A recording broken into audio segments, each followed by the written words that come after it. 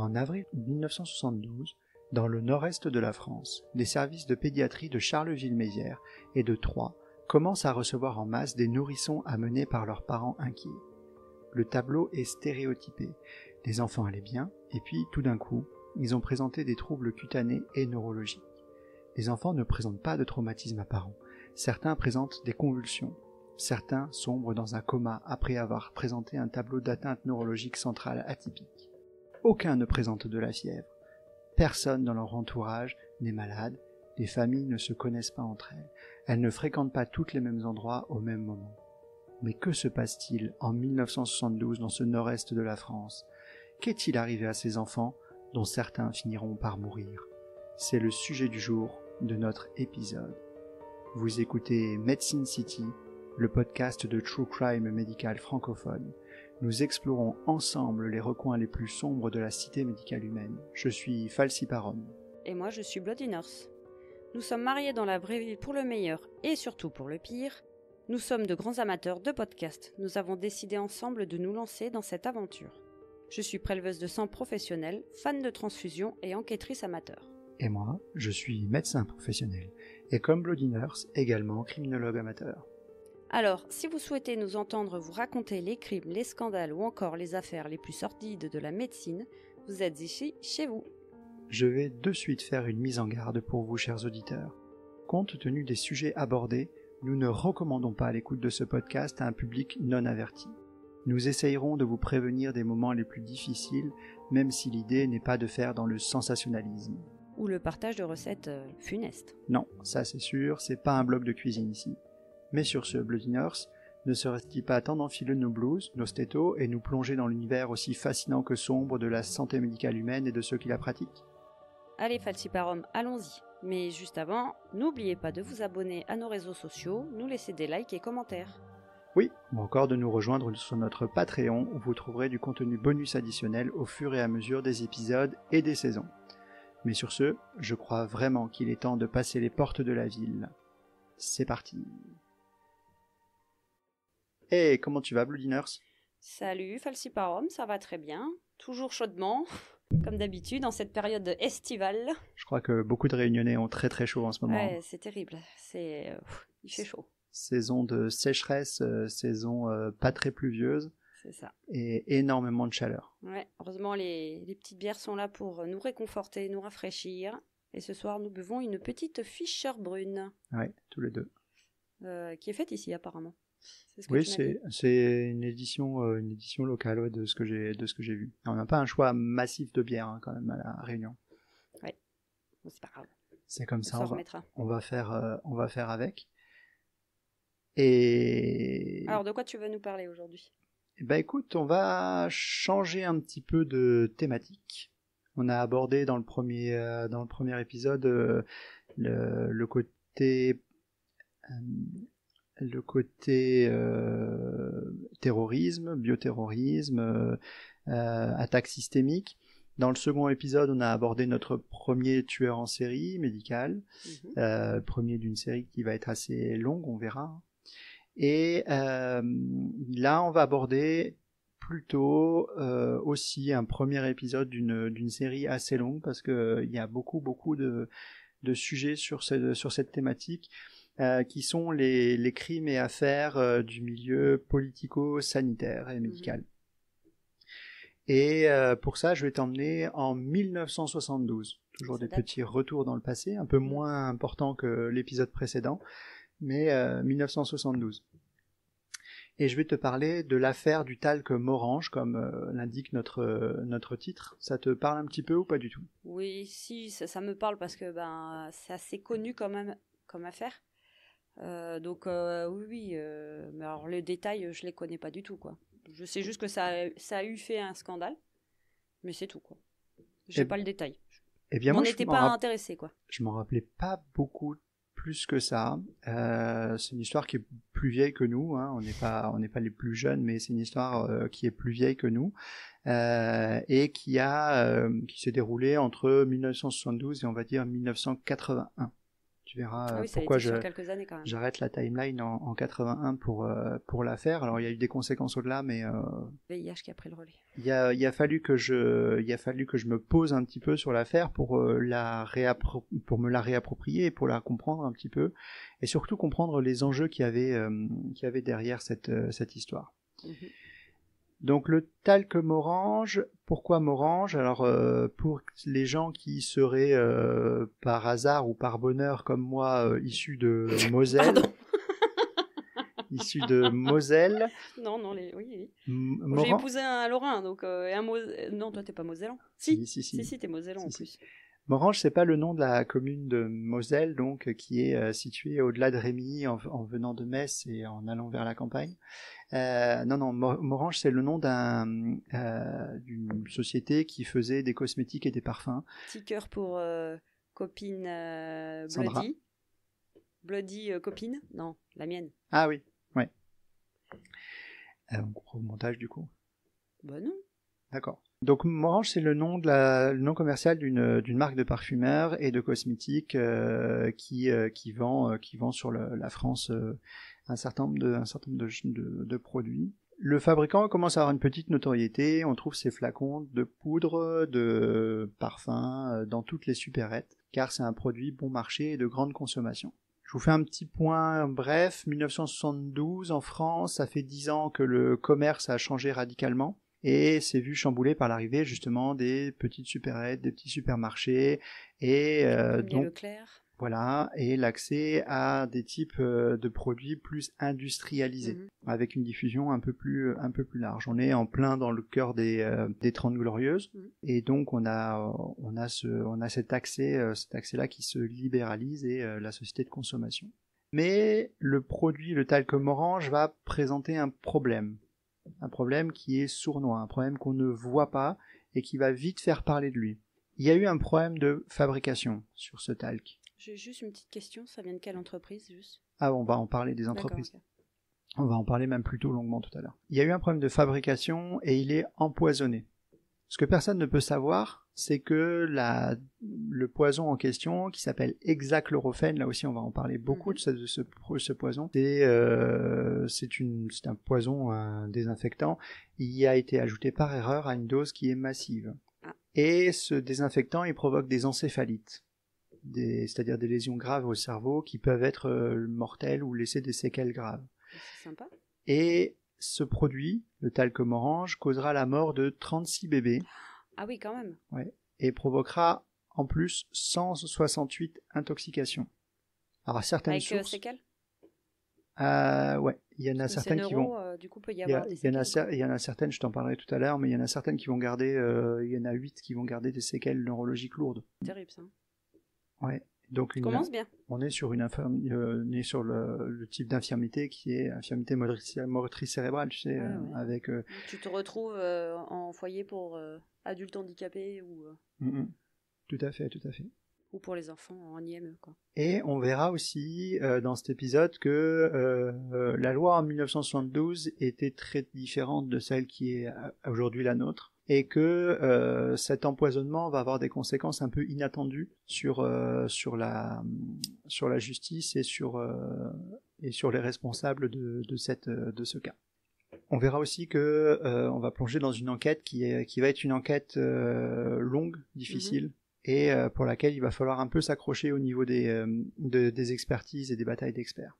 Je vais te raconter maintenant un petit peu les faits et ce qui s'est réellement passé. Parce que j'ai déjà des questions en tout cas. Bon, vas-y. Non, pour savoir, parce que du coup, ça se passe en 72. À partir de quand ça avait été produit? Est-ce que c'est une erreur sur un moment de fabrication? Est-ce qu'il y avait déjà eu avant de la production et qu'il n'y avait jamais eu de souci avant sur ces produits? Parce que du coup, si c'est une erreur, voilà, c'est à un moment T et du coup, il n'y aura plus de problème sur la production d'après, normalement. Alors, dans le pitch, effectivement, que je viens de te faire, on sait que c'est une erreur. Mais au moment où ça débute, l'affaire, en avril-mai 1972, et qu'on découvre les premiers cas, on ne sait pas du tout que c'est une erreur. On ne sait même pas du tout que c'est ce produit-là. Et, voilà. Et donc en fait, ce qu'on découvre, on va se plonger un petit peu dans cette ambiance. Donc enfile ton pantalon pas de def, tout ça, et puis là on y va.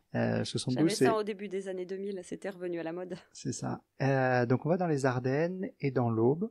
Et en avril-mai 1972, donc comme je disais tout à l'heure, les services de pédiatrie des hôpitaux, essentiellement de Charleville-Mézières, mais aussi de Troyes, commencent à recevoir un certain nombre d'enfants jeunes, on parle de nourrissons, en tout cas des enfants de moins de 2 ans, qui sont atteints d'un mal inconnu.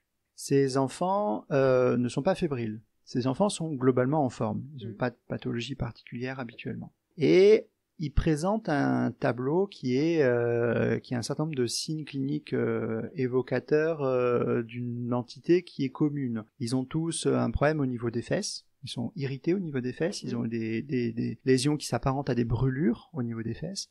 Souvent, ils ont des diarrhées qui vont avec. Et associé à ça... C'est des brûlures dues aux diarrhées ou c'est...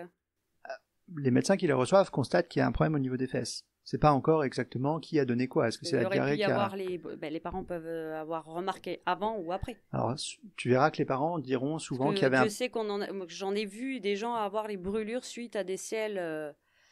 Et puis on a 3 gosses aussi, donc on a... Ouais, non, mais même sans ça, avec mes emplois précédents, voilà, hein, des sondes pour éviter justement les brûlures au niveau anal, j'en ai mis. Hein. Oui. En fait, tu verras que les parents diront... Désolé pour ceux qui sont pas très là-dedans. Bienvenue dans un podcast médical. Les parents diront qu'il y avait un problème de dermite au niveau des fesses, un problème d'irritation cutanée antérieure aux épisodes. Mais par contre, il y a surajouté à ça... Ah oui, il y a les selles. Le problème de dermite s'est transformé en équivalent de brûlure. Oui. Vraiment une atteinte cutanée un peu plus profonde, un peu plus grave. Il y a quelque chose a priori qui s'est passé en plus. Et donc ce tableau neurologique qui complète, qui fait que petit à petit, un certain nombre d'enfants, de façon imprévue et imprévisible, ont des manifestations neurologiques qui vont de la perte de conscience au coma, en passant par des problèmes neuromusculaires et des tableaux épileptiques de convulsions. Ça doit être une horreur pour les parents qui vivent ça, quoi. Tout à fait. Et puis pour les soignants qui ne comprennent pas ce qui se passe. Les soignants, eux, ils voient un patient arriver comme ça. La première des choses à laquelle ils pensent, c'est ça ressemble à une méningoencéphalite. En fait, le diagnostic... Autant de méningoencéphalite d'un coup, c'est chelou. Justement, comme ils ont considéré que c'était effectivement bizarre d'avoir autant de cas de méningoencéphalite d'un coup, surtout sans étiologie particulière, parce que une des principales étiologies qu'on ait facilement, c'est le fait d'avoir une infection bactérienne, virale, mais généralement ça s'associe d'un syndrome septique, d'un syndrome fébrile. Là, il n'y avait pas ça. Et donc en fait, il commence à faire un regroupement de patients, et ils envoient les patients chez le docteur Jean-François Elchardus, qui est à l'hôpital de Charleville-Mézières, qui est le pédiatre. Il deviendra plus tard le professeur Jean-François Elchardus, là c'est un jeune médecin. Tu l'as connu ? Non. Et lui commence à se dire, j'en ai vraiment beaucoup. Il y a vraiment un truc qui se passe. Ouais. Et a priori, il n'y avait pas... Alors bon, les signaux d'alerte sanitaire venant d'ailleurs se sont pas allumés, donc a priori ça se passe ici maintenant et autour de chez moi, quoi. Là dans les Ardennes. Donc il commence à investiguer un petit peu ça, et voyant qu'il était un petit peu dépassé, il transfère un certain nombre de cas dans le service du professeur Stéphane Thieffry, de l'hôpital Saint-Vincent-de-Paul. Thieffry, c'est une pointure en médecine. Saint-Vincent-de-Paul, il est où à Paris. À Paris. Oui, précise. Comment s'appelle l'organisation française fait que souvent, quand tu as des gros soucis, tu finis par prendre contact avec Paris. Et donc Thieffry, lui, c'est une pointure en médecine. Il a été formé par Clovis Vincent, Robert Debré, qui sont eux-mêmes des pointures dans le domaine de la médecine. Robert Debré, c'est celui qui a créé les CHU en France, 58. Il est titulaire de la chaire de clinique pédiatrique depuis 1964. Il est chef de service donc à l'hôpital Saint-Vincent-de-Paul à Paris depuis 64, et il le sera jusqu'en 1979. Et il va créer dans ce service un service de pointe en neuropédiatrie. D'accord.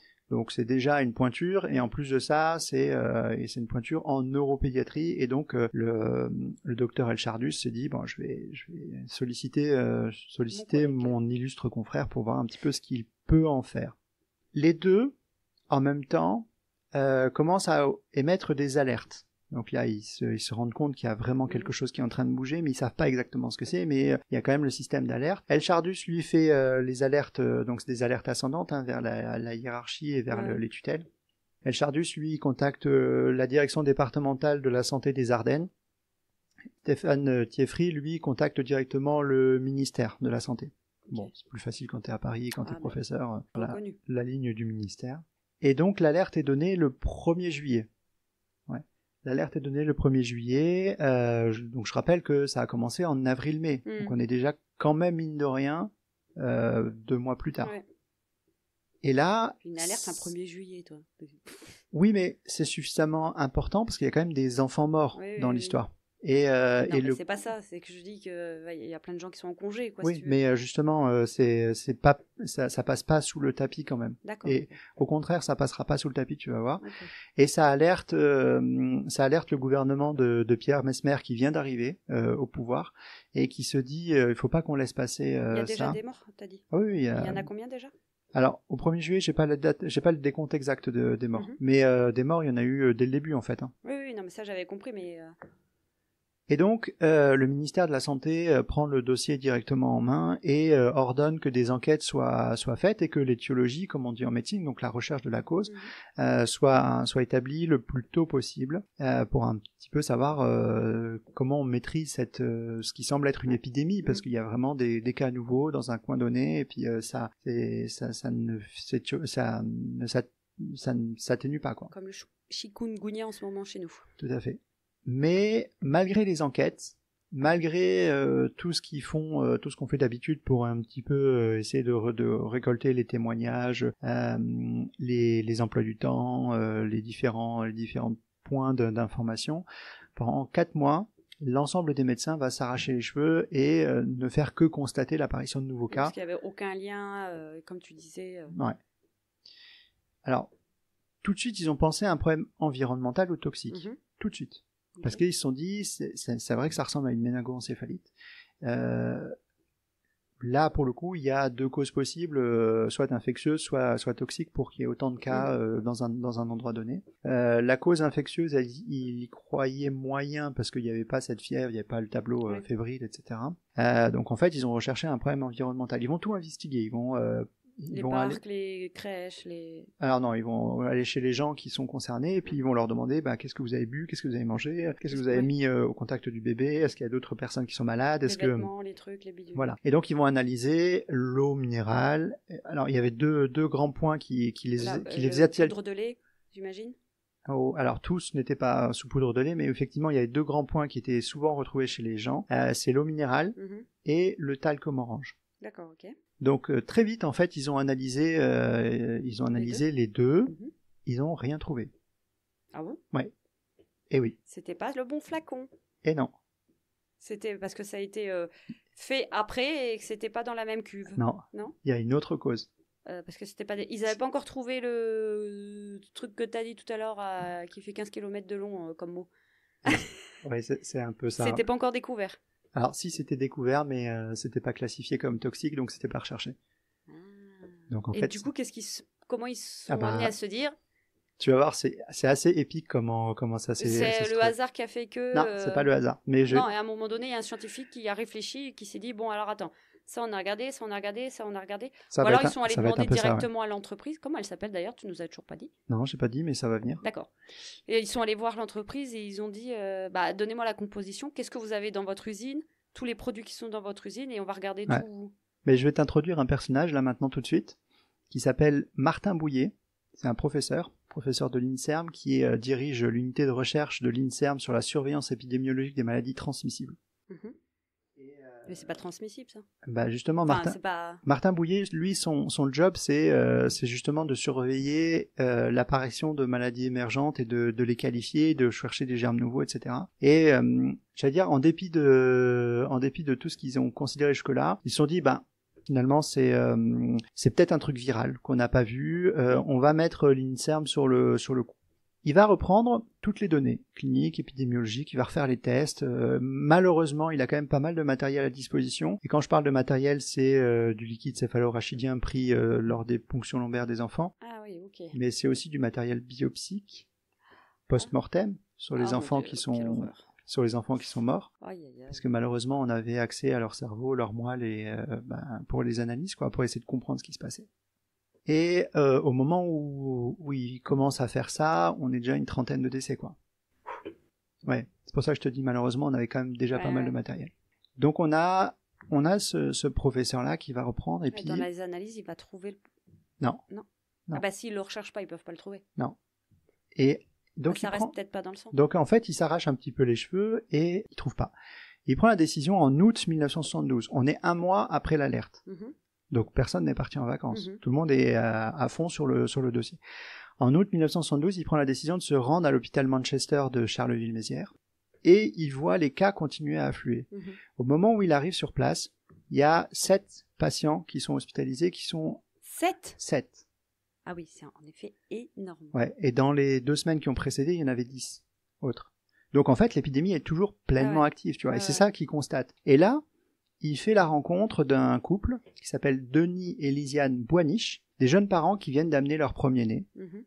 Et le petit Hervé, il a des symptômes.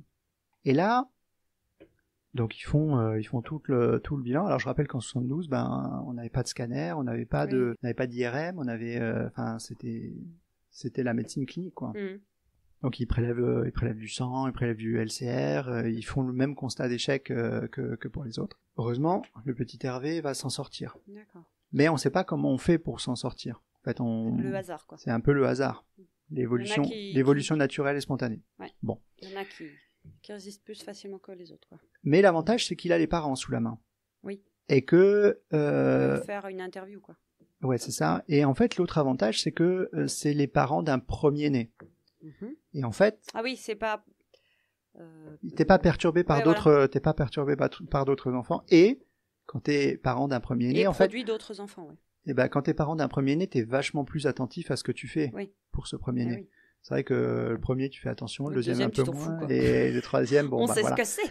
Voilà. Et effectivement, pour avoir été parent, on sait très bien que on était capable pour le premier, de décrire exactement ce qu'on a fait à quel moment, pourquoi, parce qu'on est focalisé par rapport à cette prise en charge.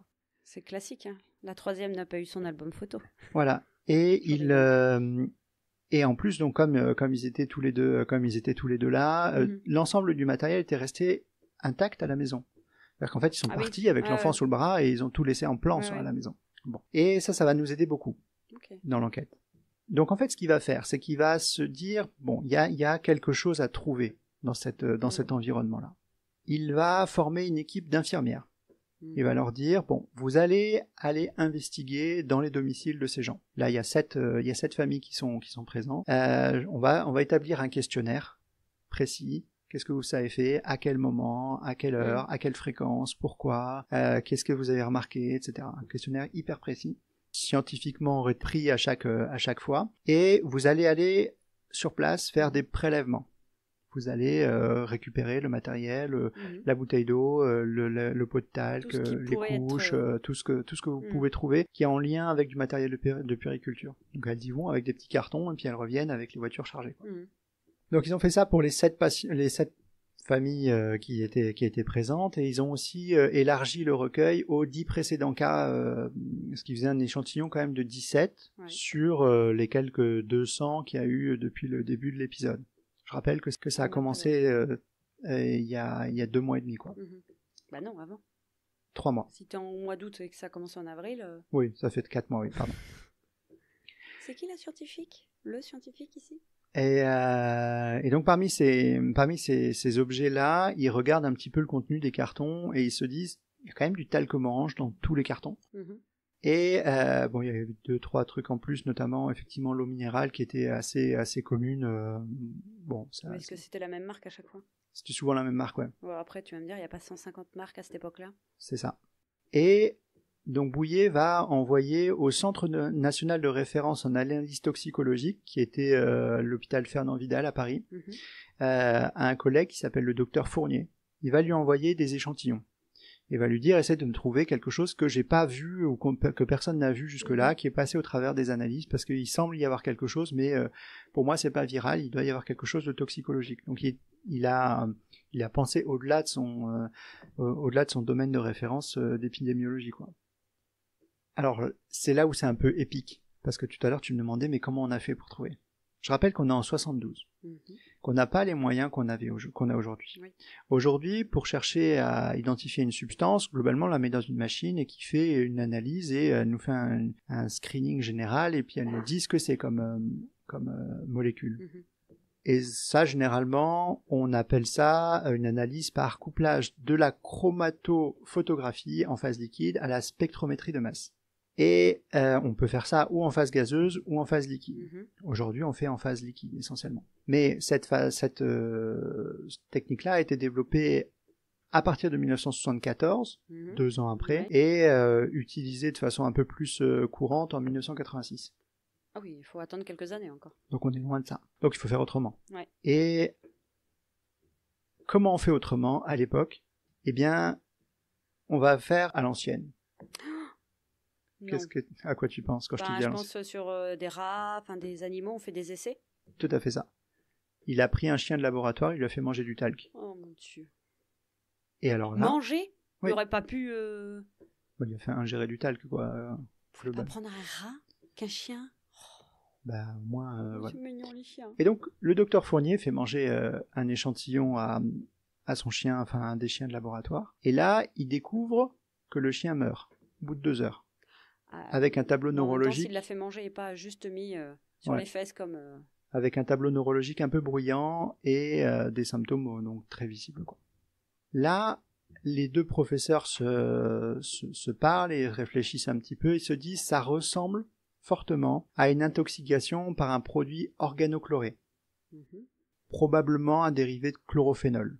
Le truc, c'est que il fallait rechercher, et que à l'époque, pour rechercher une substance, il fallait la connaître et la doser. C'est-à-dire qu'en fait, on cherchait précisément la substance. Si on connaissait pas la substance, on pouvait passer à côté parce que finalement, dans le dosage, on n'avait pas testé, sauf si c'était une famille assez proche. Et donc, faut toutes les faire, quoi. Ouais, et donc là, il nous dit, en fait, moi, donc lui étant parti sur les organochlorés, il va regarder un petit peu dans sa base de données, et il trouve un produit qui est dans sa base de données, qui est déjà connu, qui s'appelle l'hexachlorophène, et en fait, il trouve que la substance, le talc orange qu'on lui a envoyé, contient 6% de cet hexachlorophène. Okay. Et donc, voilà, on a trouvé notre coupable, on a trouvé notre arme du crime. C'est l'hexachlorophène qui est un composé organique chloré qui est connu pour ses propriétés antibactériennes. D'où l'absence de fièvre. Ouais, d'où l'absence de fièvre. Globalement... Il n'y avait pas de raison qu'il y ait de fièvre. On va en parler un petit peu juste pour être complet sur le sujet de pourquoi l'hexachlorophène était intéressant. C'est quelque chose qui est, donc comme je disais, un organochloré qui a la capacité de se retrouver sous une forme blanche, qui est pratiquement inodore, qui est faiblement soluble dans l'eau, qui est très liposoluble, donc qui a tendance à s'accumuler dans les graisses ou se diluer dans les graisses et dans les solvants organiques. Et comme il a 2 cycles phénoliques qui sont constitutifs de ça, je t'ai mis la jolie molécule dans la description de notre conducteur. Les cycles phénoliques, tout le monde ne sait pas ce que ça veut dire. Ouais, mais c'est 2 jolis cycles phénoliques, et en fait, ça, c'est donc tu imagines que tu coupes la molécule en 2 là au niveau du pont, et en fait, ces deux structures-là en elles-mêmes sont des antibactériens. Donc là, ça renforce son activité bactéricide, si tu veux. Et en particulier sur les bactéries à gram positif, globalement, ça perturbe l'activité membranaire et ça provoque la mort de la cellule. C'est pour ça que c'est très très efficace sur les bactéries. Donc j'imagine que c'est utilisé comme un antibiotique. Comme un antiseptique de surface. Antibiotique, on va voir que en fait, comme il est toxique, on peut pas l'utiliser en antibiotique. Oui, mais peut-être que sous un format moindre, tu sais, si t'enlèves une molécule ou machin ou truc. Ouais, tu vois ce que je veux dire? Ouais, mais ça sera c'est antibactérien de surface. Mais plutôt. Du coup, si c'est un antibactérien de surface, donc c'est-à-dire, je me lave les mains, genre SHA. Soluté hydroalcoolique. Voilà. Stérilium pour les anciens. Non. Comment est-ce que ça a pu pénétrer? Si c'est... tu vois, c'est si très c'était mis sur les liposoluble. fesses. Ah oui. Donc en fait, les produits qui sont très liposolubles pénètrent bien les corps gras, et la peau, c'est un corps... il y a des corps gras autour, et donc voilà. Et en plus, ça a été appliqué sur une peau lésée. Il y avait des... Oui, donc du coup, il y avait des... Ouais, donc ça pénétrait plus facilement sur les fesses des nourrissons qui étaient déjà entamées en fait. Ouais.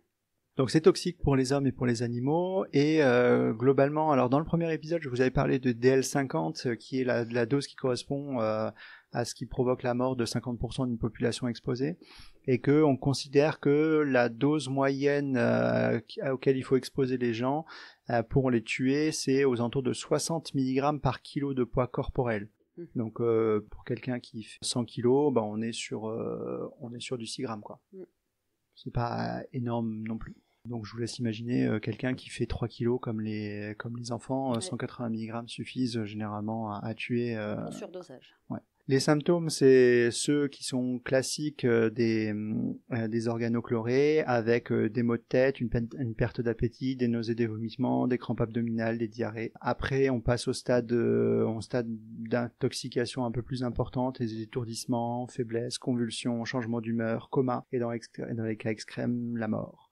Extrême ou extrême? La mort.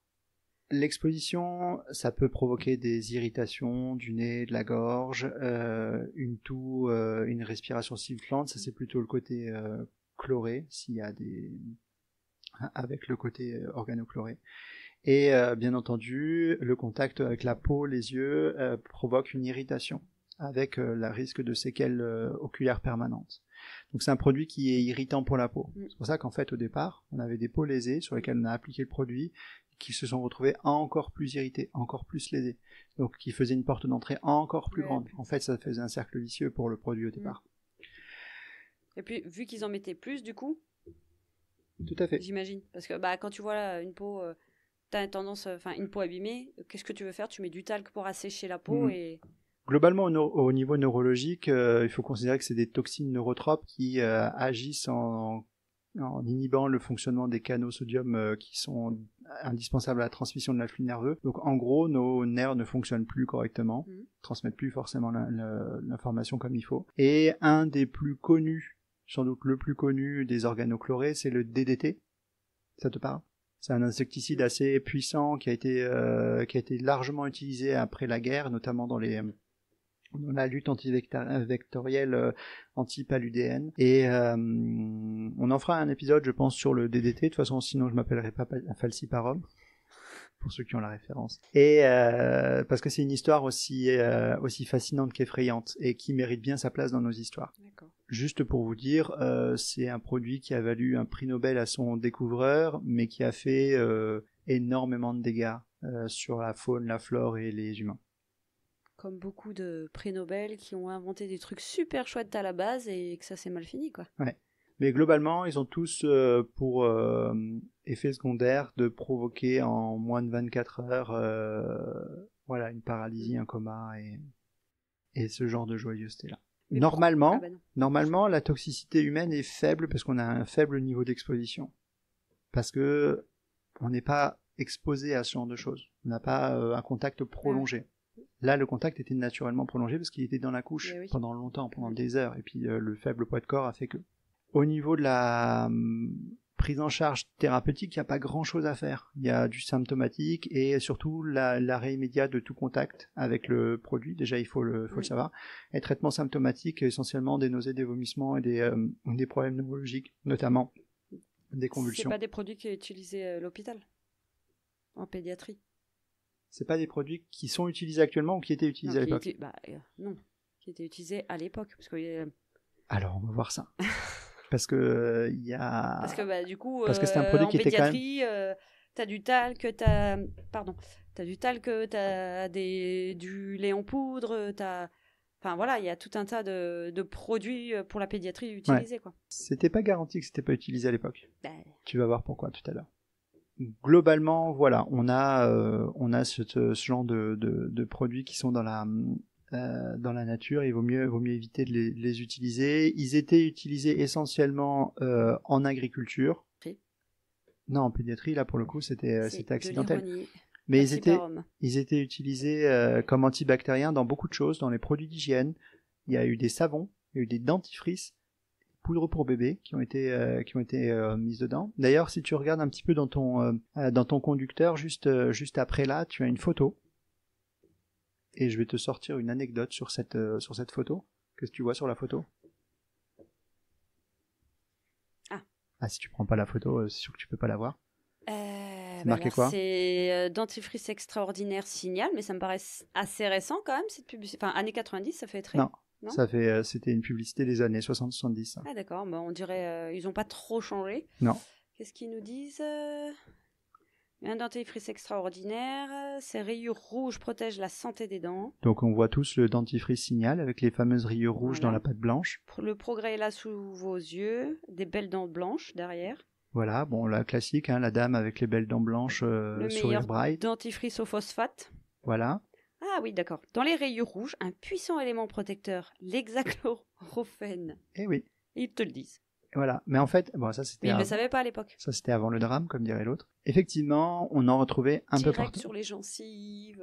On en retrouvait un petit peu partout parce que effectivement, c'était considéré comme bactéricide. Comme bactéricide et donc ça protégeait les caries et donc Signal, comme beaucoup de produits, ont incorporé de l'hexachlorophène dans leur composition. Alors pour l'anecdote, les dentifrices Signal aujourd'hui ont toujours les rayures rouges, parfois elles sont vertes, bleues ou je sais pas quoi. Ils n'ont plus l'hexachlorophène. Non, il y a d'autres antibactériens où il y a d'autres principes actifs, mais en tout cas il y a plus l'hexachlorophène. J'imagine qu'ils ont refait la composition du truc, quoi. Ouais, mais plutôt dans les années fin des années, alors aux États-Unis milieu des années 70 et en Europe fin des années 70-80. C'est pas français, Signal? Non, américain. Et donc on le retrouvait partout. On avait il y a eu beaucoup de savons, de déodorants. Les déodorants, les premiers déodorants Abby, tout ça, avec des pubs. D'ailleurs, si on tape hexachlorophène image de publicité dans un moteur de recherche, on verra qu'il y a énormément de vieilles publicités comme ça, avec notamment des publicités pour le déodorant, pour ne pas sentir en fin de journée, etc. C'est horrible parce que tu te dis, bon, le savon, tu te savonnes, mais tu rinces derrière, tu vois. Alors que le déo, sous les selles... C'était les déos Abby, tu sais. Enfin, les déos... Oui, bah alors le déo Abby, peu importe. Tu le gardes avec toi toute la journée, enfin, je veux dire, jusqu'à ta prochaine douche, quoi. Tout à fait. Donc t'as le temps de bien te brûler, quoi. Tout à fait. Mais en fait, c'est un des nœuds du problème, c'est que quand t'es exposé faiblement et de temps en temps, tu développes pas beaucoup de problèmes. Mais quand t'es exposé de façon un peu plus importante et plus longtemps, typiquement les nourrissons qui restent pendant avec des heures avec la couche. En plus, c'était les couches très plastiques de l'époque, avec très complètement imperméables en fait. Oui, on avait un ancien voisin qui faisait les couches, tu te rappelles? Ouais. Qui nous racontait... Je pense qu'il travaillait dans une usine de couches. Ouais, tout à fait, ouais. Il nous racontait son travail là-bas. C'est ça. Très sympa. Donc là, concrètement, pour revenir un petit peu à notre histoire, parce qu'on a fait une petite digression sur l'hexachlorophène, parce qu'on a besoin de comprendre un petit peu, on vient d'identifier notre arme du crime là. Il y a un chien qui s'est sacrifié pour ça quand même. On pense à ce chien. Des chiens. Et il y en a un qui est mort en haut. Donc nous sommes le 24 août 1972.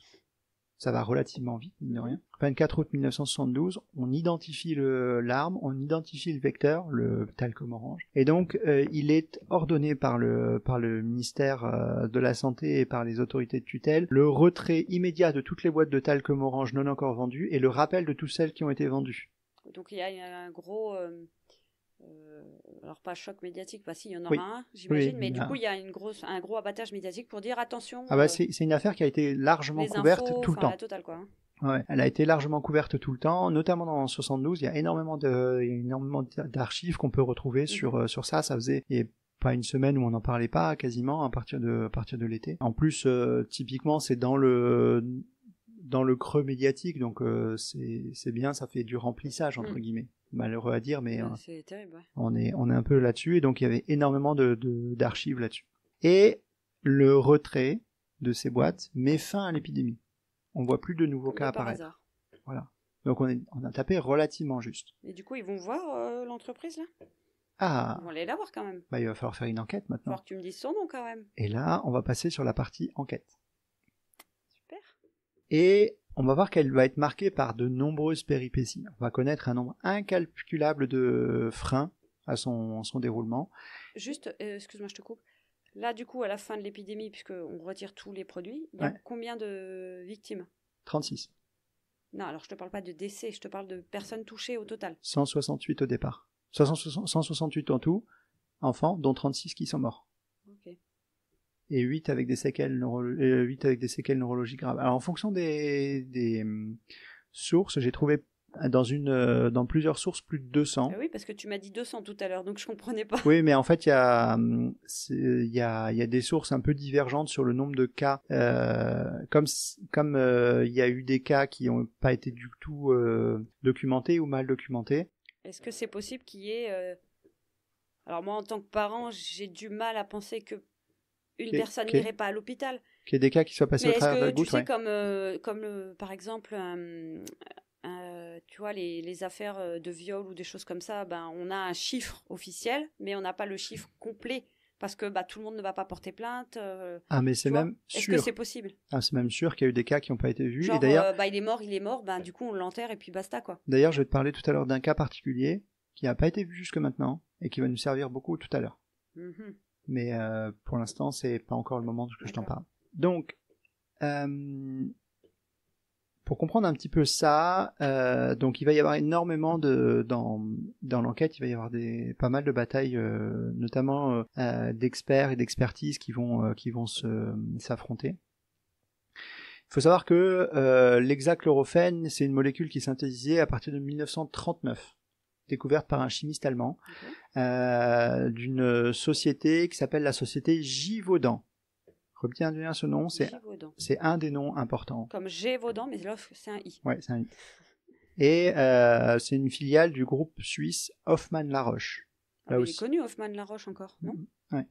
Ils font des... Et donc, le jeune chimiste, il travaille sur des molécules et on lui demande de trouver un bon bactéricide. Un agent qui puisse combattre les infections de la peau, désinfecter les blessures. Et ce qu'il fait, c'est qu'en fait, il trouve l'hexachlorophène dans ses travaux de recherche. Mm-hmm. Mais nous sommes en 1939. Oui.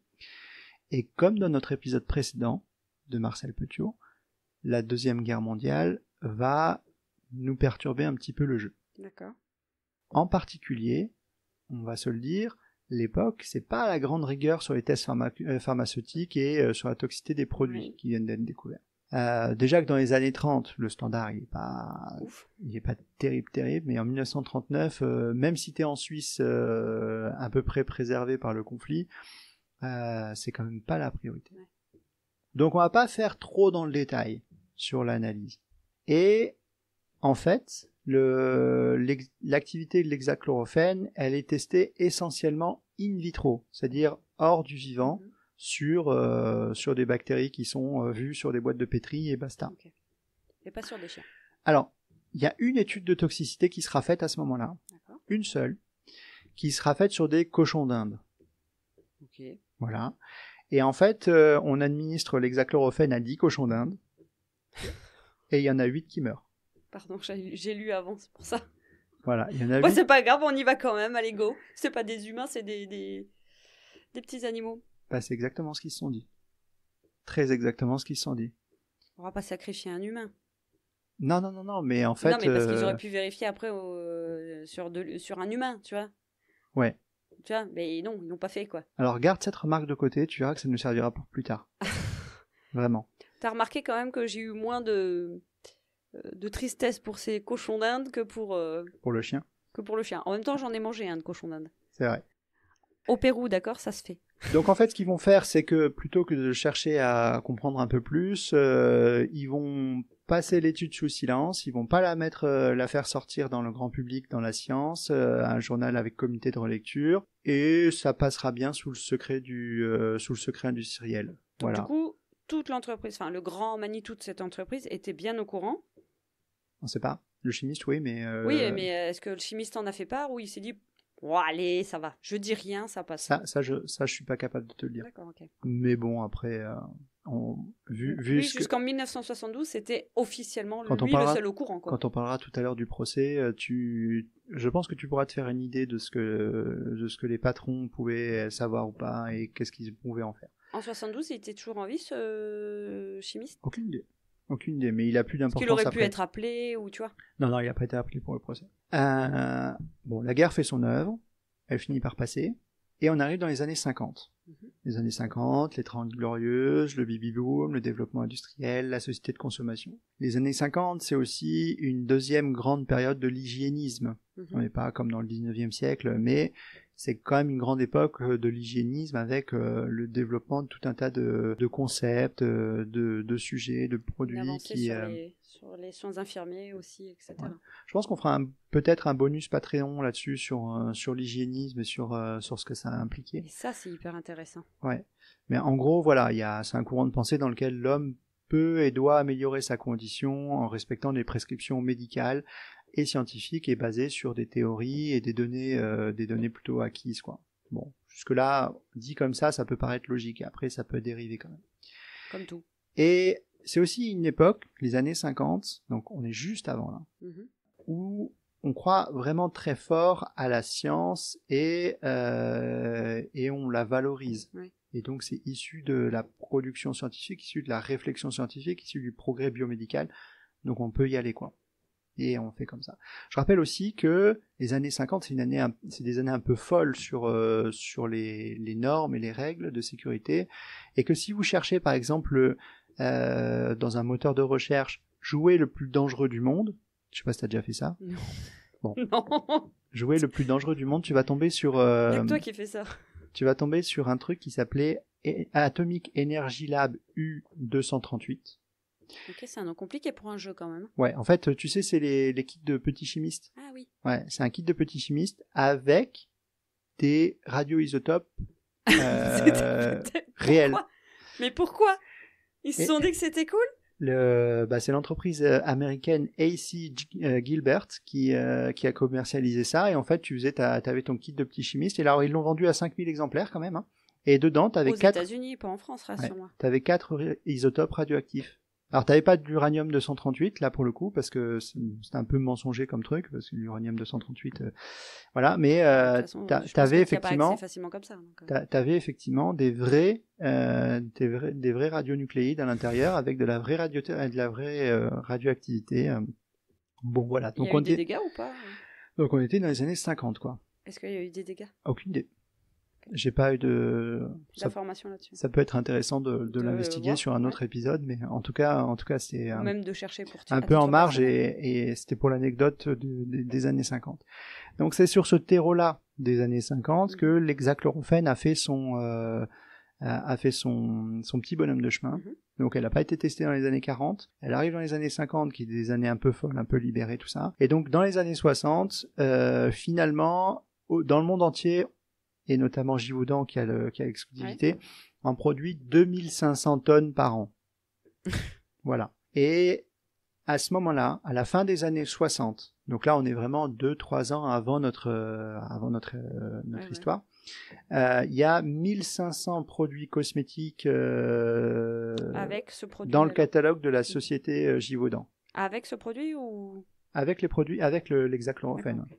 Non, mais parce que chaque produit n'a pas forcément celui-là, quoi. Ouais. Et donc, c'est quelque chose de très important pour la société Givaudan.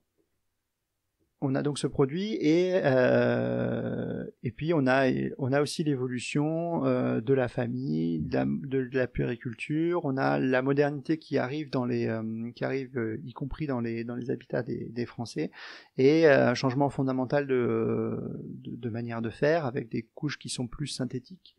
On passe des langes en coton aux couches synthétiques. Les enfants ont plus longtemps les couches. Donc ils ont les fesses plus irritées, donc il faut leur mettre des produits dessus. Le talc est vu comme un produit facile pour ça, hein, il est absorbant, il est apaisant, etc. Et donc c'est là où notre talc il entre en jeu finalement, Mm. parce que finalement c'était une solution facile à mettre en D'absorber œuvre l'humidité. pour pouvoir faire une cicatrisation correcte. Je fais juste une dernière petite digression en arrière, parce qu'on en a avancé un petit peu vers 70. Je reviens en 69 et on part aux États-Unis. Ok. Donc 69, je t'ai dit, le produit il est partout, 1500 produits dans le monde qui contiennent de l'hexachlorophène, et il y a un fermier, je crois que c'est en Floride ou en Californie, qui cultive des oranges. Et là il se dit, ce produit il a l'air sympa, hexachlorophène. Je voudrais peut-être l'utiliser pour mettre en post-production sur mes oranges pour éviter qu'elles périssent, etc. pour les conserver.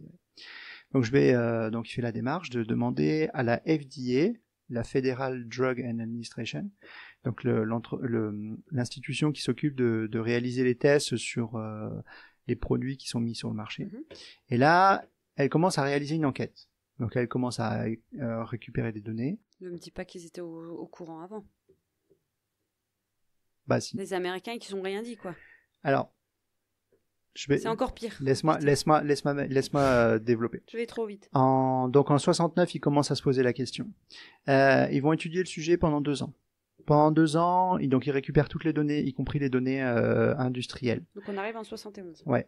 Ils font une étude où ils établissent qu'il y a une toxicité neurologique acquise de l'hexachlorophène. Globalement, ils exposent des souris à ce produit-là, et les souris soit meurent d'encéphalite, avec un tableau violent comme on a pu le marquer avant, avec les cochons d'Inde, soit ils meurent pas d'encéphalite. Et là, les souris qui sont pas mortes, de toute façon, ils les sacrifient pour regarder un petit peu ce qui s'est passé dans leur système nerveux. Et en fait, ils se rendent compte que souris mortes ou vivantes, quoi qu'il arrive, il y a les mêmes lésions au niveau du système nerveux. Et que ces lésions, c'est ce qu'on appelle une vacuolisation de la myéline. En gros, la myéline, c'est ce qui protège les neurones et qui sert à aider l'influx nerveux à passer. Et en fait, les vacuoles, c'est des sortes de poches d'eau. Donc en fait, l'idée, c'est que la vacuolisation de la myéline, ça crée une sorte de gruyère, de trou, un petit peu disséminé partout. Et donc on voit une sorte d'éponge. Le cerveau se transforme en éponge, en gros. Donc en fait, il conclut, au bout de 2 ans d'enquête, de recueil de données, tout ça, que l'hexachlorophène a une toxicité neurologique importante sur les souris, et surtout, qu'elle est capable de passer la barrière hémato-encéphalique. C'est-à-dire qu'en fait, elle est capable de passer depuis le sang vers l'intérieur du cerveau. Alors que cette barrière, elle limite quand même beaucoup le passage de substances, et c'est un protecteur, c'est un système protecteur pour notre cerveau. Et donc en fait, en 1971, il publie cette étude-là. Voilà. Sauf que l'étude, elle est publiée aux États-Unis en 71 et que... Ils préviennent pas l'entreprise qui produit le truc ? En fait, ils l'interdisent aux États-Unis pour le coup. Ouais, mais les Français, ils en ont dû parler forcément, notamment ceux qui produisent ce genre de trucs. Ils ont dû se dire, non. Bon, en même temps, on n'avait pas accès à l'information. Ça marche pas comme ça. Même maintenant, ça marche pas comme ça. Parce que un produit qui est interdit... Oui, mais quand tu as une étude qui sort, tu le sais forcément. Oui, mais même, du point de vue de l'industriel, tu as une étude t'as un pays qui te dit, moi, ton produit, je considère qu'il est toxique chez moi. Je le veux plus. Après, c'est sûr qu'on n'a pas les mêmes. Crois-moi bien qu'ils vont continuer à le vendre partout. Et d'ailleurs, on le fait, nous. Il y a des produits, notamment des produits phytosanitaires qu'on a interdits chez nous, qu'on utilise largement dans les pays d'Afrique ou tu vois des. Non, mais même l'inverse. Enfin, tu regardes, il y a des produits.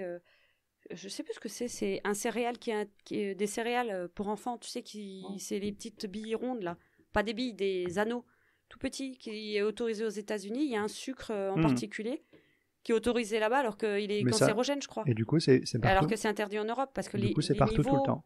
Les niveaux sont pas les mêmes en fait, et en fonction de la population, des cultures, etc. quoi. Ouais. Donc, mais bon, si ça doit amener la mort. Donc la société Givaudan prend en compte cette étude et elle continue à fabriquer l'hexachlorophène. C'est quand même un budget important derrière. Au moins, on termine les stocks, quoi, c'est ça ? Non. Ah non, d'accord, on continue. On continue pleine balle comme avant, sauf qu'on vend plus aux États-Unis, on va trouver d'autres marchés. C'est comme ça que ça marche le milieu industriel. Putain, ça me dégoûte tellement. Ah ils ont pas fini de te dégoûter alors. Vraiment, ils ont pas fini de te dégoûter. Je vais pas te spoiler la fin de l'épisode. Non, mais parce qu'il y a derrière, il y a quand même des bébés. Bon, là, on le sait pas encore en 71. Mais c'est... Bon, donc, là, pour te récapituler, on a l'enquête qui nous a prouvé que le talc est le vecteur de l'arme, que tout le monde sait que c'est toxique, on le sait depuis au moins 1 an. Il y a une étude de la FDA, Givaudan a pris connaissance de cette étude, ils ont continué à produire l'hexachlorophène et et ça se retrouve là-dedans. A priori, l'enquête est finie. A priori. Et on peut passer en justice maintenant. On est d'accord ? Oui. Donc les faits semblent établis et le socle scientifique était suffisant pour que les enquêteurs transmettent le dossier au juge. Les parents prennent connaissance de ces informations-là, ils portent plainte et le ministère de la Santé se porte partie civile. Il vaut mieux se dédouaner, c'est plus simple. Jusque-là, ça semble vraiment linéaire. Et on se dit, franchement, je vois pas comment ça va pas se passer très vite et très bien. Le juge chargé de l'instruction confie la réalisation d'une enquête, d'une étude à un collège d'experts, pour voir un petit peu ce que le talc peut provoquer comme dégâts. En gros, est-ce que le talc contient bien l'hexachlorophène et est-ce qu'à ces doses-là, c'est vraiment toxique ou non? Sauf il va y avoir des petits soucis, dans l'enquête. Déjà, le premier, c'est que c'est pas Givaudan qui fabrique le talc Morange. Alors Morange, déjà, c'est juste la société qui le commercialise. Oui. Eux, ils fabriquent pas. Donc Givaudan, eux, fabriquent l'hexachlorophène et ils confient un certain nombre de fabrications, annexes à d'autres sociétés. Et là, en l'occurrence, on va se tourner vers une société qui s'appelle Cetico et qui est chargée du conditionnement et de la fabrication des produits de cette nature-là, quoi. En gros, Orange en a pris plein la gueule pour rien, quoi. Non, si, tu vas voir qu'ils ont quand même leur responsabilité parce qu'ils ont commercialisé le truc quand même. Oui. Bref. Oui, ils sont censés savoir ce qu'il y a dedans, quoi. Il se retourne vers Givaudan qui dit de toute façon, moi, l'hexachlorophène n'est pas prévu dans la recette de mon produit. Il n'avait jamais à être là. Moi, le seul excipient le seul adjuvant qu'il y avait dans mon produit, c'était un extrait de lavande pour sentir un peu meilleur, mais jamais. Donc là, il se nettoie les mains et je passe la balle c'est ça. au copain. Donc c'est pas moi, c'est l'entreprise que j'ai chargée du conditionnement qui faisait ça pour moi. Donc là, premier coup d'arrêt parce qu'il y a une bataille qui s'engage entre Givaudan et Cetico pour dire que c'est pas moi, c'est l'autre et que ça va pas se passer comme ça. Et là, je t'ai parlé tout à l'heure d'un cas particulier qui est passé sous les radars. On va avoir besoin de ce cas-là pour pouvoir avancer dans l'enquête. Parce que là, globalement, plus personne n'avance et c'est situation bloquée. Ils se tirent dans les pattes les uns des autres, quoi. C'est ça. On va identifier le premier cas de la série. Et en fait, ils vont retrouver, en faisant une enquête épidémiologique un peu plus poussée, ils vont recouper un cas qui est séparé de tout le monde, qui est passé à l'hôpital. Oui, mais qui habite même pas dans la région concernée. En fait, il habite en région parisienne, l'enfant. C'est quelqu'un qui est venu en vacances, qui a acheté? Non, pas du tout. C'est donc un jeune enfant qui a déclaré 2 semaines avant l'ensemble des cas groupés, le même tableau, et qui a été pris en charge par un hôpital de région parisienne. Et donc ils font une enquête sur cet enfant en se disant est-ce qu'il a eu du talc Morange? Oui, il a eu du talc Morange. Par contre, on n'en met pas d'habitude, mais il se trouve que le grand-père travaille dans l'usine Cetico. Et un jour, il a rapporté des produits et puis on a utilisé, et voilà. Bref. Donc le grand-père était pas au courant, manifestement. Non. Et donc le grand-père qui travaille à l'usine Cetico, il a ramené à son fils ça, il est interrogé. Et il a pu dire en fait, moi j'ai ce jour-là, c'était je travaillais à l'usine. On a fait un lot de talc Morange et puis comme ça se fait de temps en temps, on a eu le droit d'en emporter un petit peu à la maison et puis j'en ai rapporté à mon petit-fils, tout va bien, voilà. Et il se dit, en fait, je sais exactement quel jour ça s'est passé et je sais exactement quel lot c'était, etc. Et en fait, ce cas isolé, l'étude de ce cas isolé et puis le fait d'avoir retrouvé un petit peu ce grand-père et sa description, ça a aidé à faire avancer. A permis d'aller voir un petit peu de façon précise dans l'usine qu'est-ce qui s'est passé ce jour-là. Parce qu'on sait toujours pas. Là. Pourquoi ils y sont pas allés avant? Bah, ils y sont allés, mais en fait, pour dire quoi? Pour dire, bah non, c'était pas censé être là, on sait pas qui est-ce qu'il a mis. D'accord. À date, là, si tu veux, on sait toujours pas si c'est criminel ou accidentel. D'accord. Ouais. Parce tu peux toujours y avoir quelqu'un qui s'est dit, tiens, je vais empoisonner les gamins, et puis mettre un truc de poison dedans, ou alors, je me suis trompé, j'ai mis un truc à l'intérieur, quoi. Donc là, ils vont pouvoir aller voir un petit peu sur place et interroger les process de fabrication, les modalités de contrôle. Là, ils s'aperçoivent d'un truc intéressant, c'est que tu sais, quand ils mettent en paquet, il y a toujours du talc qui tombe à côté. Mm-hmm. Tombe à côté sur les machines, qui tombe à côté par terre, etc. Ouais. Et en fait, dans l'usine, tout ce qui tombe est ramassé. C'est balayé et c'est remis dans le circuit. Ok. Bon, ça se fait plus aujourd'hui? Je sais pas. En termes d'hygiène? Bah, normalement, non. Bah, tu sais, l'affaire des pizzas Buitoni, il n'y a pas très longtemps, finalement, on s'est aperçu que... Non, mais je sais, mais tu vois, par exemple... Mais c'est censé pas se faire, ouais. Quand j'étais jeune, une jeune fille, j'ai travaillé à Quick, pour ceux qui connaissent, chaîne de burgers belge. Et en fait, si tu veux, moi, quand je suis arrivée, bon, alors c'était un franchisé, mais je sais que mon patron, à l'époque, ça rigolait pas l'hygiène. Enfin, je veux dire... il y avait une manière de ramasser et d'aller mettre à la poubelle, si tu veux. Il fallait qu'on prenne une serviette en papier. Si on fait tomber, je sais pas, un paquet de maillots, les petits paquets de maillots. On prend une serviette par-dessus, on récupère et on va mettre à la poubelle. On remet pas dans le stock. C'était vraiment hyper... hygiène, enfin, il y avait une grosse hygiène hyper importante, quoi. Bon, ça déconnait pas. Visiblement, en 72, à Sético, ça marchait pas trop comme ça, et du talc par terre, un coup de balai, après, une pelle, et puis tu remettais dans moi, la... je te parle de 2006, 2005, je crois. Bon, en tout cas, les ouvriers ne connaissent pas l'hexachlorophène, ils savent pas ce que c'est, ils savent pas trop ce qu'ils manipulent d'ailleurs, hein. Oui. Pour eux, ils manipulent du talc, bon, voilà, et en fait... Des ouvriers, quoi. Et en fait, ils disent, bah oui, en fait, regardez, il y a plusieurs produits qui sont dans des bidons et les bidons se ressemblent. Par contre, quand on récupère le produit, généralement, on prend un bidon propre et on remet le produit dedans et on réintègre à la chaîne de fabrication. Et il se trouve que le talc a exactement le même bidon qu'un produit qui s'appelle le G11. Et il se trouve que le G11, c'est le nom commercial de l'hexachlorophène. Ah. Et que ce jour-là, visiblement, ce qui s'est passé, c'est que l'excès de talc en trop a été balayé, récupéré dans un bidon, qui n'était pas un bidon de talc, mais un bidon de G11, et que ce bidon de G11-là a été remis dans le circuit de fabrication du talc le lendemain. Ah, putain. Et que il restait 32 kilos, soit 6% du poids, dans le bidon de G11. Voilà. C'est tellement classique, quoi. Ça te rappelle pas le potassium, là, les ampoules C'est exactement ça. C'était quoi c'était le potassium et... Problème d'étiquetage. Bah, en fait, c'était potassium et NaCl, non, NaCl, c'était bleu, et le potassium, c'était rouge, mais on se confondait avec... qui était rouge aussi. C'était quoi? L'autre... Calcium, magnésium, je sais pas. Ah, ça devait être peut-être le calcium. Je me souviens plus. En Je tout sais cas, que ça avait changé, parce que du coup, il y avait eu un C'est pour souci. ça qu'on mélange jamais les électrolytes aussi, et en particulier le potassium avec rien d'autre. Et donc, il se trouve que... Là, il y a mélange. Voilà.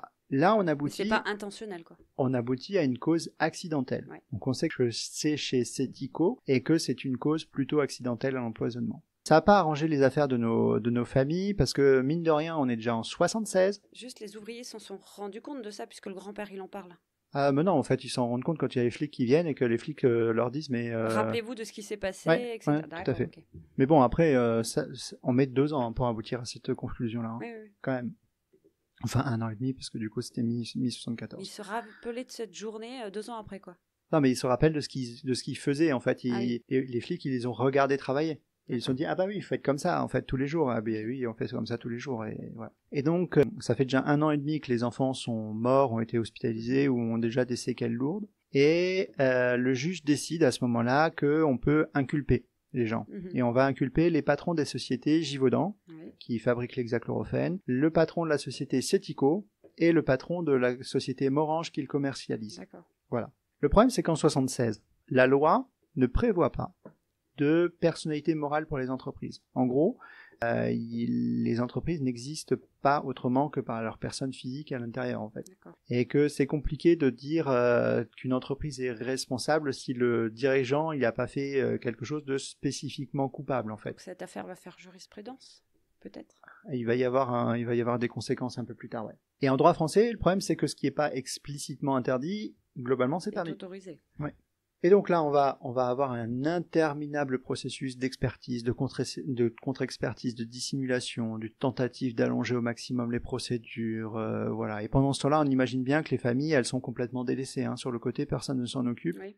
Que maintenant on parle plus que de bouts de chiffres, d'analyse scientifique, c'est dans un autre monde. Mm-hmm. Il y en a 8 d'entre elles, je te rappelle, qui sont avec des enfants lourdement handicapés, qui sont complètement dépendants, etc.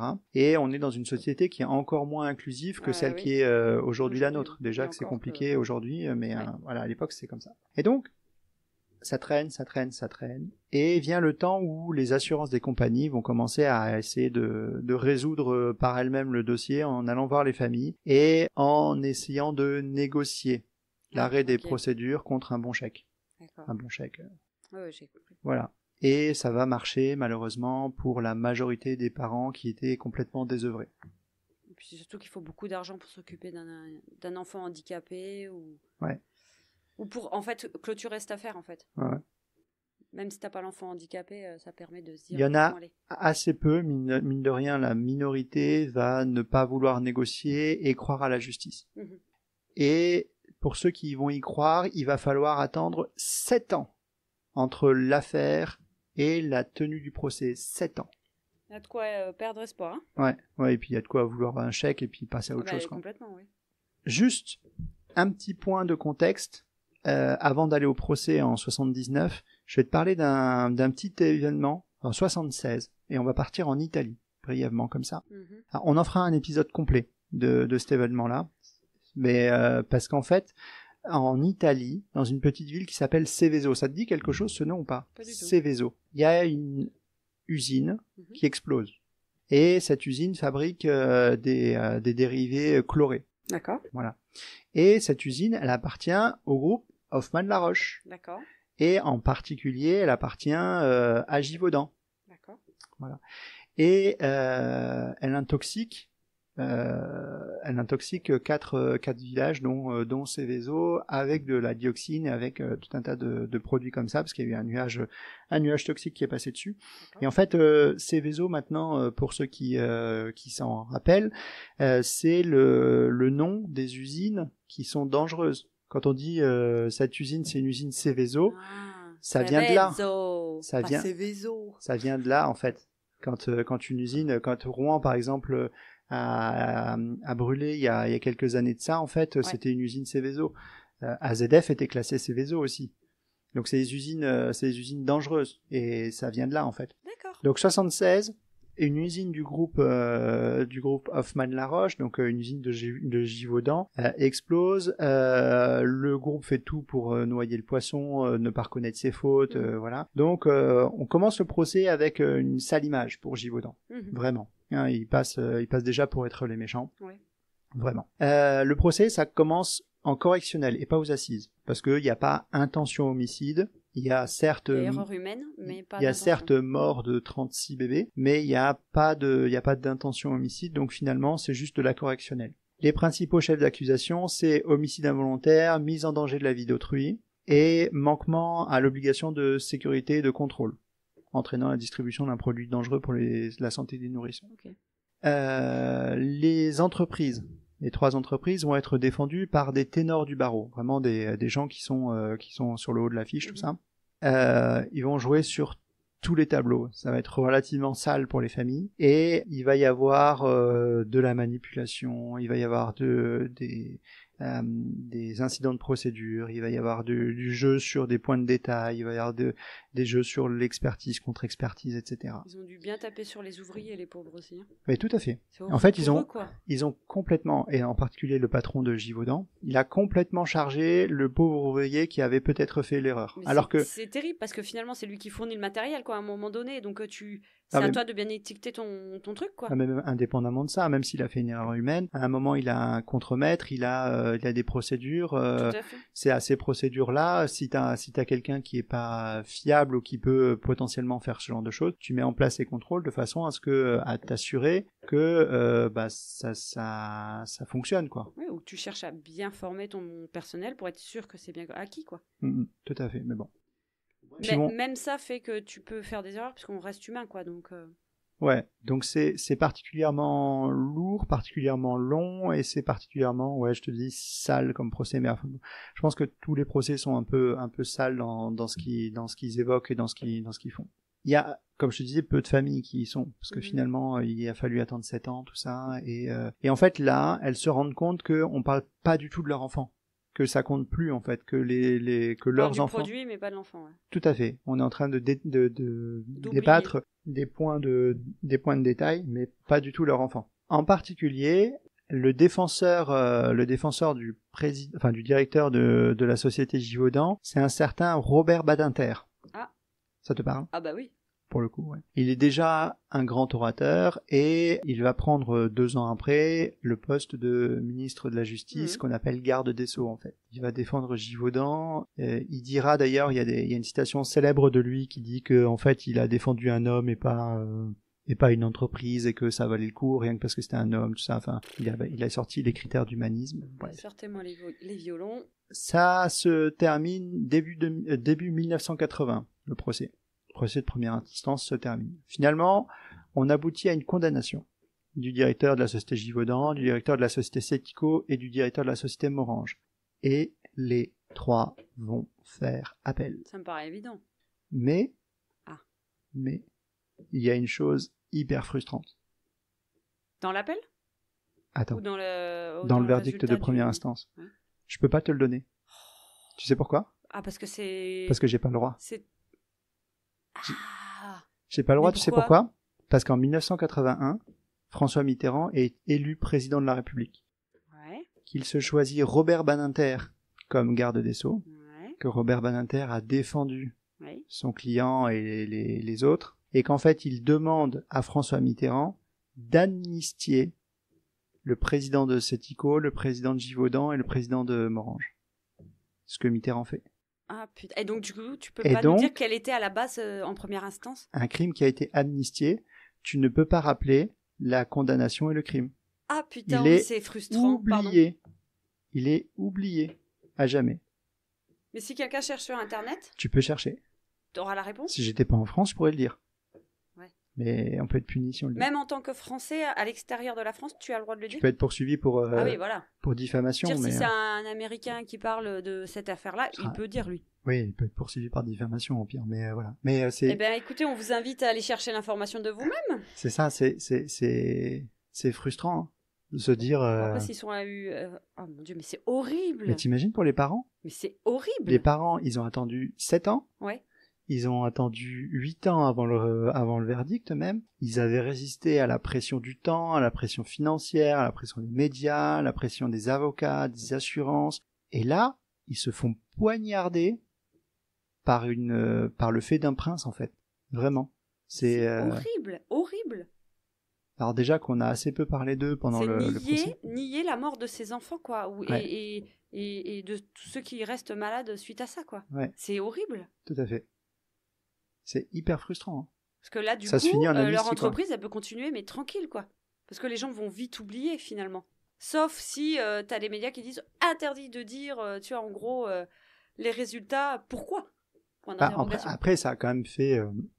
il y a quand même eu un déficit d'image net pour ça. Par exemple, la marque Talcum Orange, elle a coulé après, hein, parce que c'est sûr que même si tu avais le droit de continuer à vendre, parce que globalement, ils avaient le droit de continuer exactement ce qu'ils faisaient avant, et que personne n'avait le droit de leur dire qu'ils avaient fait des conneries. Finalement, les gens, ils avaient lu la presse, et quand tu regardes, je te dis, l'année 72, par exemple, il y avait beaucoup d'archives. C'était PPDA à l'époque, d'ailleurs, encore déjà, j'ai vu pas mal de journaux avec lui. Ça a pas mal coulé. Après, Morange a souffert de ça. Givaudan a continué un petit peu. Et par contre, ça a, mine de rien, mis un tournant majeur dans la réglementation de l'industrie cosmétique et pharmaceutique en France, puisqu'en fait, on s'est rendu compte à ce moment-là qu'il y avait des lacunes significatives, que ce soit dans les normes de sécurité ou de contrôle, et en particulier tous les produits à destination de la consommation humaine, même hors médicaments. D'accord. Et en particulier pour les nourrissons, parce que c'est quand même une population un peu plus fragile. Oui, tout à fait. Et donc, globalement, avant l'affaire du talcum orange, il n'y avait pas de législation spécifique, que ça échappait, en particulier tous les produits d'hygiène, beauté, cosmétiques échappaient complètement au contrôle des autorités sanitaires, ce qui faisait qu'il y avait des soucis majeurs dans la traçabilité, etc. Et après, ce qui s'est passé, c'est que la France a été l'un des premiers pays européens à adopter une législation spécifique sur les produits cosmétiques, avec la loi 75-604 du 10 juillet 75. Mine de rien, en fait, l'affaire a commencé, on a modifié la loi et le procès n'était pas fait, mais mine de rien, le législateur a quand même travaillé assez rapidement pour ça. Et qu'est-ce que cette loi instaure ? Elle instaure un double système de contrôle sur les fabricants et les produits, avec la constitution de dossiers techniques avant la mise sur le marché. C'est-à-dire qu'en fait, globalement, on doit savoir ce qu'on met sur le marché. Et est-ce que j'ai des enquêtes ? Est-ce que ça a été testé ? Est-ce que ça a été testé dans les bonnes conditions, etc. Et ça a été testé en toxicité et en tolérance. Parce qu'il suffit pas de dire, oui, j'ai testé, j'ai tué 8 cochons d'Inde et tout était bien, quoi, comme ils avaient fait, parce que finalement, ça, ils avaient fait. Ouais, mais enfin, c'était en 39, quoi. Oui, mais maintenant, jusqu'en 75, ils pouvaient le faire encore. Hein. Oui. Et il se trouve que au niveau européen, pour le coup, cette loi a inspiré la directive 76-768 CEE de 76, qui a harmonisé pour l'ensemble de l'Europe, l'ensemble des États membres de l'époque. Ça a eu en plus une répercussion européenne. Européenne, ouais. C'est pas rien comme affaire, hein. C'est pour ça que j'ai choisi celle-là, parce que justement c'était assez emblématique, et notamment dans les conséquences qu'elle a eues. Malheureusement, effectivement, derrière, il y a eu quand même 36 enfants sacrifiés sur cet hôtel-là, quoi. Au niveau de la pharmacovigilance, là aussi, on a fait progresser, on a aligné en fait les standards sur ces standards-là, avec l'invitation pour les fabricants à surveiller les effets secondaires de leurs produits et à les signaler aux autorités compétentes en temps, en lieu et en heure. Professionnels de santé qui, pour le coup, dans l'histoire, ont quand même bien fait le job. Oui. Quand on regarde un petit peu comment ça s'est passé, finalement, heureusement qu'ils étaient là pour faire correctement le job. Bon là, en gros, ils sont invités à continuer à faire correctement leur job et à le faire quel que soit le niveau. Et que ce soit au niveau du ministère ou des agences d'État, de gérer les signaux qui leur sont des signaux montants pour pouvoir un peu donner des directives descendantes. Au niveau maintenant cosmétovigilance, ce qu'il faut savoir, c'est que depuis le 1er janvier 2024, c'est l'ANSES qui est l'autorité compétente en matière de cosmétovigilance, et que la mise sur le marché, l'usage commercial des produits, c'est sous la vigilance de la Direction générale de la concurrence, de la consommation et de la répression des fraudes, et qui va vérifier les allégations des différents produits in situ, voilà. Globalement, la responsabilité va toujours aller vers le fabricant. Maintenant, c'est le fabricant qui est responsable. Ce qui est personne morale. Ce qui inverse complètement le rapport de ce qui existait du coup avec le talcum orange où je fabrique, je mets sur le marché, mais c'est pas de ma faute. Ouais. Là, c'est exactement ça. Donc voilà pour cette histoire qui était intéressante, je trouve, mais extrêmement frustrante dans sa conclusion. Alors, complètement. L'amnistie, j'aime pas ça, mais alors là, sincèrement, je suis tombé des nues. Alors, c'était une partie de l'histoire que j'avais Après, s'ils ont pas été du tout appréhendé. Si Badinter a demandé une amnistie, c'est que les résultats ne convenaient pas aux 3 personnes. Certainement. Mais... Je vous laisse faire votre propre conclusion sur ce qui a été le résultat de la première instance. Ouais. Bon, après, oui, ils ont été condamnés en correctionnel, hein, donc c'est pas non plus des peines... Oui, mais ça veut dire qu'il y a une reconnaissance. Oui, c'est sûr. Mais c'est vrai que moi j'étais extrêmement surpris en découvrant cette histoire d'amnistie et ça laisse un goût désagréable, amer sur l'histoire. Ah ouais, complètement là. Parce que là, du coup, les auditeurs vont devoir aller chercher par eux-mêmes. Surtout le mépris pour les familles. Pour les familles, ouais, complètement. Pour les enfants. Et de nier complètement la mort de ces enfants, quoi. C'est horrible. Tout à fait. Bon, ça, je pense que c'est un pattern qu'on va retrouver dans ces histoires de Medicine City qui vont traiter justement du quartier de la cité médicale humaine, du politico-sanitaire, parce qu'on en a quelques-unes malgré tout hein, dans ce quartier-là, parce qu'il y a beaucoup d'affaires assez sordides ou assez plus ou moins criminelles directement qui existent, et malgré tout, ouais, ça. On va, je pense, souvent être relativement frustré et en colère par rapport à ce qui se passe, puisque mine de rien, on est sur des crimes qui sont plus prolifiques que notre standard Marcel Petiot, notre criminel en série, quoi. Parce que là, ça fait tout de suite 36 morts, 200 blessés. Bah, disons qu'il y a besoin de moins de force physique pour tuer, moins enfin là, il faut aller chercher la victime, il faut aller la tuer. Ouais. Enfin, il fallait l'amadouer, il fallait la tuer, la découper. Enfin, tu vois, c'est toute une logistique. Là, t'as juste à renverser un pot dans le mauvais flacon et puis c'est bon, quoi. Ouais. Tu fais tout de suite 200 morts, quoi. Ouais. Et c'est loin d'être plus pire, il s'était pas rendu compte du truc. Bon voilà, donc c'était notre histoire du jour. Ce que je vous conseille de faire, c'est de nous suivre sur nos plateformes. Nous sommes sur Spotify, Apple Podcast, Ocha, toutes les autres pour écouter nos épisodes. N'hésitez pas à nous laisser des messages, des commentaires et un maximum d'étoiles. Avoir votre avis, ça peut être intéressant. Ouais, votre avis, votre retour, tout ça. Merci à ceux qui nous ont déjà fait leur retour. Oui. Vous êtes quelques-uns à nous écouter déjà. Et à nous suivre sur les réseaux sociaux. Nous sommes sur podcast. Il y a la communauté de Medicine City et Medicine City Podcast. Il y a Instagram. C'était Facebook qui voulait dire. Qu'est-ce que j'ai dit ? T'as dit nous sommes sur podcast et pas sur Facebook. Ben voilà, nous sommes sur Facebook. C'est la communauté de Medicine City et Medicine City Podcast. Nous sommes sur Instagram, Medicine City Podcast. MedicineCity.podcast, pardon. Nous sommes sur TikTok, Medicine City Pod. Et comme je fatigue pour cet épisode et que, oui, que c'est la fin, le prochain, ça sera Blue Dinners qui va vous présenter un cas. Je vais lui laisser le temps de nous faire un petit teasing sur son cas. Alors ça sera pas très long, mais on va parler d'infirmières, d'étudiantes infirmières, et accrochez-vous bien, on va aller en enfer avec elles. Voilà.